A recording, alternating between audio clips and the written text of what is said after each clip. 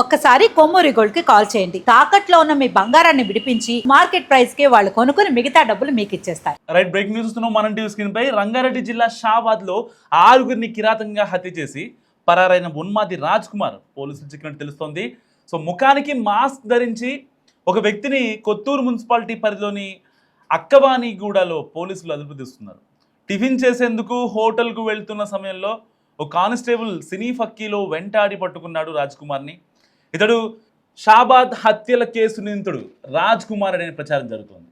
తనపై POCSO case పెట్టారన్న కోపంతో షాబాద్కు చెందిన రాజ్ కుమార్ అనే వ్యక్తి మైనర్ బాలికతో పాటు ఆమె తల్లి, ఆమె నానమ్మ, తన భార్య, 2 కుమారులను కత్తితో పొడిచి 60 పోట్లు దింపి పరారైన సంగతి అందరికీ తెలిసిందే.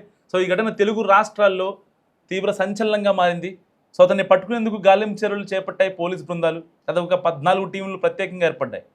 సో అయితే హత్యల తర్వాత నిందితుడు తిమ్మాపూర్ రైల్వే అండర్ పాస్ సమీపంలోని ఒక వెంచర్ గేటు ముందు కారును వదిలేసి పరారయ్యాడు. ఎందుకంటే ఫ్యూల్ అయిపోవడంతో అప్పటికే తెల్లవారుజాము వరకు అటు ఇటు తిరిగాడు. కానీ ఎక్కడ కూడా ఎటు వెళ్దామో అర్థం కాలేదు. అక్కడైతే ఆ తిమ్మాపూర్ స్టేషన్ దగ్గర అయితే ఆ ట్రాక్ ఉంటుంది కదా, ఆ ట్రాక్ దగ్గరికి వెళ్ళిన తర్వాత కూడా కాస్త ఆలోచించాడు చచ్చిపోదామని. సో ఇంతమందిని చంపేశా, నన్ను దొరికితే మాత్రం వీళ్ళు ఉంచరు, నన్ను ఎలాగైనా సరే ఎన్కౌంటర్ చేస్తారని చెప్పి ఆలోచించి అక్కడి నుంచి పరారయ్యాడు.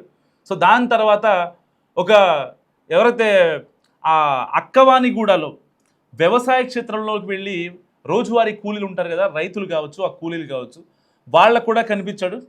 సో కొంచెం తేడాగా ఉన్నాడు, సస్పెక్ట్గా ఉన్నాడు. సో వాళ్ళు అడిగారు అప్పటికే ఏ ఊరు మీది అంటే అంటే అర్థం పర్థం లేని సమాధానాలు చెప్పి అక్కడి నుంచి అంటే బయటికి వెళ్ళే ప్రయత్నంలో వెంటనే పోలీసులకు అలర్ట్ చేశారు. అలర్ట్ చేసిన తర్వాత వెంటనే రాజ్ కుమార్ని పట్టుకోవడం జరిగింది. దాదాపుగా 14 బృందాలు రంగంలో దిగాయి కేవలం రాజ్ కుమార్ కోసం. సో ఇప్పుడు రాజ్ కుమార్ని ఏ క్షణమైనా సరే ఎన్కౌంటర్ చేస్తారని తెలుస్తుంది. ఇప్పటికే ఘటన జరిగి 3 రోజులు అవుతుంది. 3 రోజుల నుంచి బాధితులు చెప్తున్న మాట ఒక్కటే, వీడిని కేసులు, కోర్టులు, అనవసరంగా పోలీస్ ఎనర్జీ యూజ్ చేసి ఆ ఫ్యూయల్ కూడా అంటే ఏదైతే ఆ పోలీసు వాహనాల్లో రాజ్ కుమార్ని కానీ నిందితుడు కానీ తీసుకెళ్తారో ఆ ఫ్యూయల్ కూడా, ఆ ఆయిల్ కూడా బొక్కేనంటూ వాడిని ఇమీడియట్గా వాడిని ఎన్కౌంటర్ చేయండి అంటూ బాధితులు నెత్తి నోరు బాదుకుంటున్న పరిస్థితి. సో మరి ఇలాంటి నేపథ్యంలో నిజంగా రాజ్ కుమార్ని ఎన్కౌంటర్ చేయాలా వద్దో మస్ట్గా కామెంట్ చేయండి. ఎందుకంటే కరెక్ట్గా హాఫ్ అన్ అవర్ గ్యాప్లో 11 నుంచి 11:25 వరకు 6 హత్యలు చేశాడు. 1 కాదు 2 కాదు, ఒకే కత్తి దాదాపుగా 60 కత్తిపోట్లు ఏదైతే పోక్సో కేసు పెట్టారని. సో ఆ అమ్మాయిని మళ్ళీ బలవంతంగా అనుభవించి ఆ అమ్మాయిని పెట్టరాని ఇబ్బందులు పెట్టి వాళ్ళ అమ్మని అడ్డొచ్చారని వాళ్ళ అమ్మని, వాళ్ళ నానమ్మని, వాళ్ళని కూడా చంపేసి ఎట్టి పరిస్థితుల్లో ఇక నాకు ఎదురు తిరిగారు కాబట్టి ఉండకూడదు వీళ్ళని చెప్పి వాళ్ళందరిని లేపేశాడు. సో దాని తర్వాత సరిగ్గా అదే రోజు రాత్రి 11:25 ఇంటికి వచ్చి అయితే ముగ్గురిని అనంతలోకాలకు పంపించాడు కదా, పంపించిన తర్వాత అతని సొంత ఇంటికి వచ్చి షాబాద్ దగ్గర వాళ్ళ ఆవిడ్ని బయటికి రమ్మని చెప్పి కొడుకుల్ని చూడాలనిపిస్తుంది అని చెప్పాడు. సో అర్ధరాత్రి 11:20 అంటే చిన్నపిల్లలు పడుకుంటారు కదా. సో ఆల్రెడీ ఆ అమ్మాయి ఎప్పుడైతే ఏంటి ఈ టైంలో ఎంత హడావుడిగా వచ్చి పిల్లల్ని చూడాలనుకుంటున్నాడని చెప్పి కాస్త నిర్ఘాంతపోయింది ఒకసారిగా. ఎవరైనా ఆ టైంలో అంటే చూడాలనిపిస్తుంది అంటే కొంచెం అంటే అనుమాన పడతారు. చూస్తేనేమో చేతిలో కత్తి ఉంది, ఒంటి నిండా రక్తం ఉంది. ఏదైతే వాళ్ళ నానమ్మ, ఆ యొక్క అమ్మాయి ఉంది కదా, వాళ్ళ నానమ్మని వాళ్ళ అమ్మ ఆ పేగులు బయటకు తీసి ఆ మైనర్ బాలిక మెడలో వేశాడు కదా. సో చేతులు అంటే రక్తం అనమాట. సో ఇలాంటి నేపథ్యంలో కాస్త ఆవిడ భయపడింది, ఏం చేస్తాడో ఏంటని చెప్పి. ఎప్పుడైతే పిల్లలు అని చెప్పి అనేసరికి ఆవిడ లోపలికి వెళ్తుందో సరిగ్గా ఇంటి ముందు గుమ్మం ఉంటుంది కదా, ఆ గుమ్మం దగ్గర తన మెడ మీద 10 కత్తిపోట్లు దించాడు. వితిన్ ఫ్రాక్షన్ ఆఫ్ 1 minute, 1 నిమిషంలో 10 కత్తిపోట్లు దింపాడు. అండ్ దాని తర్వాత లోపలికి వెళ్ళిన తర్వాత వాళ్ళ పిల్లల్ని కూడా అత్యంత దారుణంగా చంపేశాడు.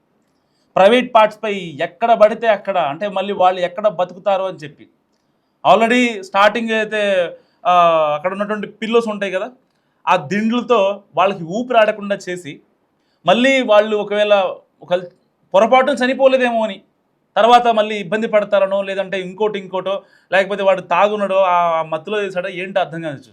అంటే కన్న కొడుకుల్ని కూడా చంపుకోవాల్సిన అవసరం ఎందుకు వచ్చిందని ఇప్పుడు చాలామంది మాట్లాడుకుంటున్నారు. గతంలో మనం చూసాం చర్లపల్లి కేసు విజయారెడ్డిది. ఆవిడ పడే ఇబ్బంది, పడ్డ తాపత్రయం, కుటుంబం కోసం పడ్డ తాపత్రయం, ఇప్పటిదాకా ఫ్యామిలీ కోసం ఆవిడ భరించిన అయితే ఒత్తిళ్ళు కావచ్చు, వాటన్నిటినీ దాటుకొని చాలా రోజులు ఉంది. అండ్ దాని తర్వాత ఏం జరిగింది, వెళ్ళి పిల్లల్ని కూడా తీసుకొని వెళ్ళి ఆ యొక్క ట్రైన్ ముందు పడిపోయింది. అంటే ఆల్రెడీ భర్త ఎక్కడో ఉన్నాడు, ఇక్కడ కొన్ని గొడవలు అవుతున్నాయి. సో ఆ స్ట్రెస్ కంప్లీట్గా తీసుకోలేకపోయింది. కాబట్టి నేను చనిపోతే నా పిల్లల్ని ఎవరు నా అంతగా చూసుకోలేరు అనే ఒకే ఒక్క ఉద్దేశంతో ఆ అమ్మాయి అక్కడ చేసింది. కానీ ఇక్కడ రాజ్ కుమార్ కట్టుకున్న భార్యని, కన్న కొడుకుల్ని, ఇద్దరిని అనంతలోకాలకు పంపించాడు అత్యంత దారుణంగా. పోస్ట్ మార్టం రిపోర్ట్ చూసిన ఏదో డాక్టర్లు కావచ్చు, వాళ్ళు కన్నీళ్లు పెట్టుకుంటున్నారు చూసిన ప్రతి ఒక్కళ్ళు.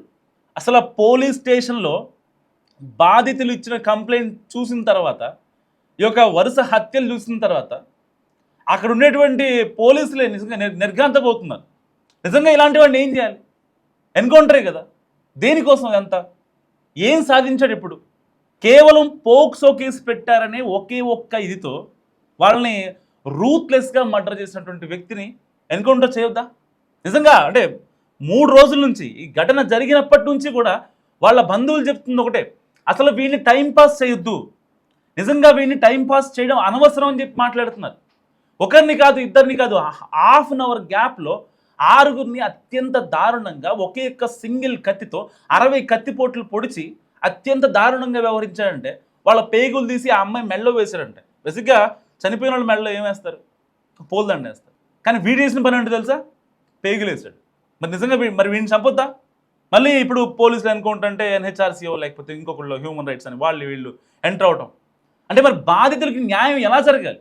అయితే వాళ్ళ రాజ్ కుమార్ వాళ్ళ వైఫ్, వాళ్ళ బంధువులు ఎవరైతే ఉన్నారో వాళ్ళంతా కూడా ఒకటే చెప్తున్నారు, నా కూతురు నా మనవళ్ళని ఎక్కడైతే అంత్యక్రియలు చేస్తున్నారో అదే ప్లేస్లో వాడిని ఎన్కౌంటర్ చేయాలి, అప్పుడే వాళ్ళ ఆత్మ శాంతిస్తుంది. ఇంతమంది ఆల్రెడీ కాళ్ళ మీద పడుతున్నారు చంపొద్దని. జరిగిందే జరిగింది. ఎందుకంటే ఆ అమ్మాయిని ఎంతలా వేధించాడంటే మామూలుగా కాదు. స్కూల్కి వెళ్ళే పని లేదు, కాలేజ్కి వెళ్ళే పని లేదు, ఎగ్జామ్స్ రాసే పని లేదు, ఏదైనా షాప్ దగ్గరికి వెళ్ళి ఏదైనా ఇంట్లోకి కావాల్సిన సరుకులో లేకపోతే కూరగాయలు తెచ్చుకునే పాపం లేదు. బయటికి వస్తే చాలు భయం భయం భయం. నిజంగా అంత భయంలో వాళ్ళు అంటే ఎలా బతికారో అర్థం కావట్లేదు. అంటే వాళ్ళు ఎంత నరకం చూసారో వాళ్ళకి మాత్రమే తెలుసు కదా.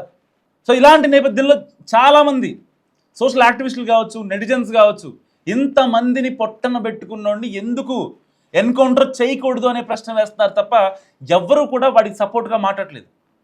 సో వెంటనే ఆ ఇష్యూ ఎప్పుడైతే అయిందో, ఆ ఇష్యూ జరిగిన తర్వాత హాఫ్ అన్ అవర్లో 6గురిని చంపేసిన తర్వాత ఈ శ్రీశైలం హైవే ఎక్కాడు. సో ఆ కారుతో వెళ్ళిపోదాం అనుకున్నాడు. అప్పటికే ఆ కారులో ఫ్యూయల్ లేదు.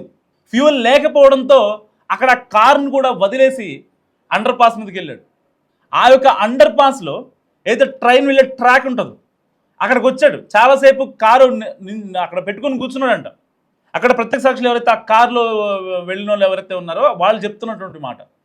సో ఇతను మళ్ళీ ఇంకోటి ఏంటంటే 14 సిమ్లు వాడుతాడంట. 14, 1 కాదు 2 కాదు, 14 సిమ్లు, 3 ఫోన్లు. ఒక ఫోన్ ఇంట్లో పెట్టాడు. మళ్ళీ ఆ ఫోన్లో కనుక అంటే రెగ్యులర్గా యూజ్ చేసే ఫోన్ కదా, ఒకవేళ మళ్ళీ సిమ్లు మారిస్తే ట్రాక్ చేస్తారేమో పోలీసులు. టెక్నికల్గా బుర్రవాడి మరి వాళ్ళందరినీ అంటే దారి మళ్లించడం కోసం వేరే ఫోన్ వాడుతున్నాడు. ఎగ్జిస్టింగ్గా అయితే నెంబర్ ఉందో దాన్ని స్విచ్ ఆఫ్ కూడా చేశాడు. అంటే ఎన్ని తెలివితేటలు నిజంగా. ఒక్క పోక్సో కేసు పడిందని ఇంతమందిని, ఇంత వ్యవస్థని, ఇన్ని టీమ్స్ని, ఇన్ని జీవితాలని ముక్కు పచ్చలారని పసిపిల్లలు వాళ్ళు. అన్యం పన్ను అసలు వాళ్ళకి ఏం తెలియదు. ఇంకా అసలు వాళ్ళకి బయటికి కూడా రాలేదు వాళ్ళు. అలాంటి వాళ్ళని అంత దారుణంగా ఇది చేయగలసిన అవసరం ఉందా? నిజంగా మస్తు కామెంట్ చేయండి. ఎందుకంటే ఇలాంటి వాళ్ళకి ఒక ఎక్స్ట్రీమ్ లెవెల్లో శిక్ష పడితేనే అప్పుడు మాత్రమే ఇంకొకరికి ఇలా చేయకూడదు అనే ఒక భావన నెలకొంటుంది. ఎందుకంటే ఒకటి కాదు రెండు కాదు, వీటి మీద చాలా కేసులు ఉన్నాయి ప్రీవియస్గా కూడా. కేసులు అయితే స్టేషన్లో నడుస్తున్న కేసులు కొన్ని అయితే, అండ్ ఆ తర్వాత ఆఫ్ ద రికార్డ్లో వీడు చేయని పంచాయతీలు లేవు. వీడు ప్రతిరోజు తాగటం, వాళ్ళ ఆవిడని ఇబ్బంది పెట్టడం, లేదంటే వాళ్ళ ఆవిడ మీద డబ్బులు కావాలని చెప్పి అదనపు కట్టడం కోసం వేధించడం, ప్రతిరోజు తాగి రావటం, పిల్లల్ని సరిగ్గా చూసుకోలేకపోవడం. 28 ఏళ్ళు రాజ్ కుమార్కి. నిజంగా వీడు ఈ ఏజ్లోనే ఇలా చేస్తే ఇంకాస్త ముందుకెళ్తే పరిస్థితిని ఒకసారి ఆలోచించండి. నిజంగా అడ్డొచ్చిన కూడా చంపేయాలి, వాళ్ళ మీద అంటే 20-30 కత్తిపోట్లు దింపాలి అనే ఆలోచన ఎంత క్రూరంగా, ఎంత వియర్డ్గా ఉంటే వస్తుంది ఆలోచన. వాళ్ళ పాపను తీసుకెళ్తుంటే వాళ్ళ అమ్మ వాళ్ళ నానమ్మ ఆపారని వాళ్ళని ఇష్టం వచ్చినట్టు చంపేశాడు. ఎంత దారుణం అసలు. ఇలాంటి వాడిని ఎన్కౌంటర్ చేయొద్దా? ఆ కొత్తూరు మున్సిపాలిటీలో ప్రతి ఒక్కళ్ళు మాట్లాడుతున్న మాట ఒక్కటే, ఎట్టి పరిస్థితుల్లో వీడిని ఎన్కౌంటర్ చేయండి, వాడు చేసిన రచ్చ అంతా ఇంత కాదు, ఇలాంటి వాడిని ఎందుకు టైం పాస్ చేస్తున్నారు. సరే పోలీసులు ఆఫ్ ద రికార్డులో లేదు ఇంకా దొరకలేదని చెప్తున్నారు. సరే మరి ఆఫ్ ద రికార్డ్ ఇన్ఫర్మేషన్ కరెక్టా, లేదంటే సోషల్ మీడియాలో జరుగుతున్నదా, లేదా నిజంగా పట్టుకున్నారా అనేది పక్కన పెడితే, పట్టుకుంటే వాడిని ఎన్కౌంటర్, ఏ క్షణమైనా ఎన్కౌంటర్ అనే వార్త మాత్రం ఇప్పుడు చాలా గట్టిగా వినిపిస్తోంది.